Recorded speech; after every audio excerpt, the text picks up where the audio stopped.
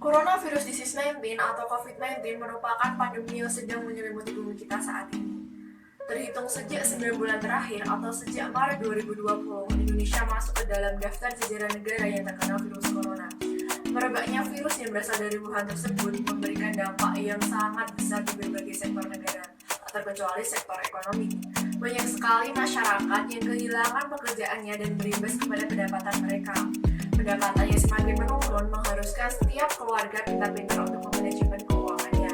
Berikut ini tips dan trik memanajemen keuangan keluarga di masa pandemi dan risau. Menghitung ulang anggaran rumah tangga sangatlah penting di era pandemi seperti ini. Nah, hal yang perlu kita perhatikan yaitu ada 3. Nah, yang pertama, kita harus dapat mengetahui pemasukan dan pengeluaran kita selama sebulan. Nah, yang kedua, kita harus dapat membuat pos-pos pengeluaran seperti pos belanja bulanan, pos membayar pendidikan anak, dan yang ketiga, pos pengeluaran membayar cicilan. Nah, yang ketiga, kita harus dapat mengurangi pengeluaran yang tidak penting, misal kita sering shopping, sering makan di restoran, ataupun sebagainya. Nah, dengan membuat ulang anggaran rumah tangga, dapat mengetahui kondisi keuangan rumah tangga kita. Nah, misalkan per bulan kita mendapat pemasukan 1 juta. Nah, yang 500 dapat kita alokasikan untuk membayar belanja. Yang kedua, yang 200 dapat kita alokasikan untuk membayar sekolah anak. Yang ketiga, 100 dapat kita alokasikan untuk membayar cicilan. Dan yang keempat, 100.000 dapat kita alokasikan untuk kebutuhan mendadak. Dan yang sisanya dapat kita alokasikan untuk tabungan. Nah, dengan begitu kita dapat mengetahui kondisi keuangan kita. Terima kasih. Memprioritaskan kebutuhan daripada keinginan. Kebutuhan adalah sesuatu yang diperlukan oleh setiap manusia, sehingga dapat mencapai kesejahteraan. Maka dari itu, apabila kebutuhan tersebut tidak terpenuhi, maka manusia akan merasa kurang ataupun tidak sejahtera. Sedangkan keinginan adalah sesuatu tambahan atas kebutuhan yang diharapkan dapat dipenuhi sehingga manusia tersebut merasa lebih puas. Namun, apabila keinginan tersebut tidak terpenuhi, maka kesejahteraan tidak akan berkurang. Sebagai contoh, sudah waktunya memasuki belanja bulanan. Kebutuhan bulanan seperti beras, sabun mandi, bumbu masak, dan yang lainnya yang harus terpenuhi untuk menopang kebutuhan hidup. Tetapi ketika berbelanja, kita melihat ada diskon besar-besaran, sehingga ada keinginan untuk membelinya. Hal tersebut harus kita tahan, karena tidak masuk ke kebutuhan kita. Karena apabila tidak terpenuhi pun, tidak akan mengurangi kesejahteraan kita. Kewajiban merupakan sesuatu yang harus dilakukan dengan penuh tanggung jawab.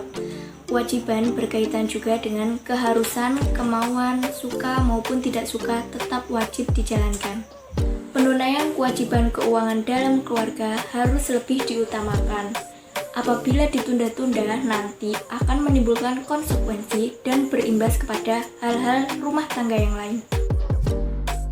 Misalnya, kewajiban untuk membayar tagihan listrik harus dibayarkan sesuai dengan waktu yang telah ditentukan.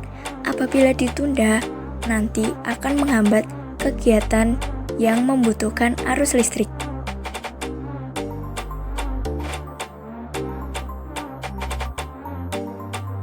Dana darurat merupakan dana ekstra atau biaya tak terduga yang sebaiknya digunakan pada saat situasi krisis terjadi.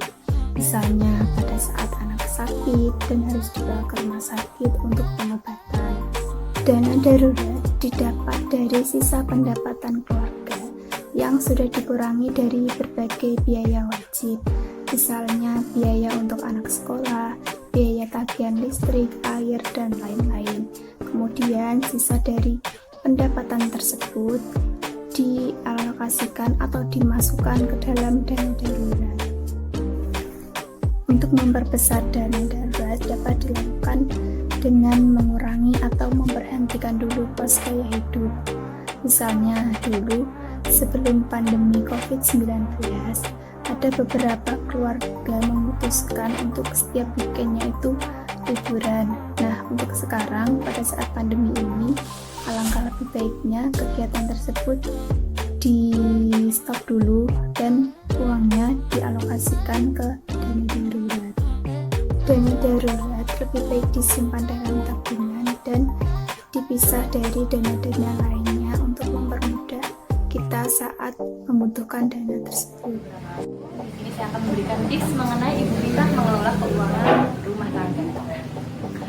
Ketahui bahwasanya ibu rumah tangga itu memiliki kewajiban untuk mengurus semua keperluan rumah tangga dalam keluarga. Nah, salah satunya yaitu mengelola keuangan keluarga. Bahasa kerennya sih kita bisa bilang sebagai manajer keuangan. Apalagi kita ketahui dalam masa pandemi seperti ini, peran ibu rumah tangga itu sangat penting loh. Karena apa? Karena peran ibu rumah tangga itu bisa menjadi tolak ukur kesejahteraan sebuah keluarga. Salah satunya yaitu dengan cara menghemat uang. Nah, cara menghemat uang ini bisa kita lakukan dengan cara membuat perencanaan belanja. Nah, dari buku perencanaan belanja ini kita bisa mengingatkan barang apa saja sih yang harus diprioritaskan untuk dibeli seorang ibu rumah tangga.